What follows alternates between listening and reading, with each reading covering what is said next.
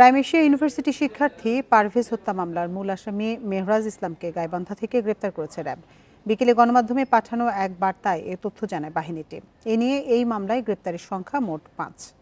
এদিকে এই মামলায় গ্রেপ্তার বৈষম্য বিরোধী ছাত্র আন্দোলনের বনানী শাখার যুগ্ম সদস্য সচিব হৃদয় মিয়াজিকে ৭ দিনের রিমান্ড দিয়েছে আদালত। বান্ডেল থাকলে প্রতি সেনমানিতে টাকা বাঁচবে। বিকাশ সেনমানি বান্ডেল কিনে জিতুন প্রতি লেনদেনে। দুপুরে ঢাকার সিএমএম আদালতের অতিরিক্ত চিফ মেট্রোপলিটন ম্যাজিস্ট্রেট মোহাম্মদ সানাউল্লাহর আদালত এ আদেশ দেন। গ্রেপ্তার হৃদয় মিয়াজি এজাহারভুক্ত পঞ্চম আসামি। এর আগে এই হত্যা মামলায় গ্রেপ্তার আরও ৩ জনকে রিমান্ডে পাঠানো হয়। এছাড়া ঘটনা খতিয়ে দেখতে ৫ সদস্যের কমিটি করেছে বিশ্ববিদ্যালয় প্রশাসন। শনিবার প্রাইম এশিয়া ইউনিভার্সিটির সামনে ছুরিকাঘাতে হত্যা করা হয় শিক্ষার্থী জাহিদুল ইসলাম পারভেজকে। বনানীর স্কলার ইউনিভার্সিটির 2 ছাত্রীকে ইফটিজিংয়ের অভিযোগে তার সাথে তর্কের জেরে ওই হামলা করা হয়।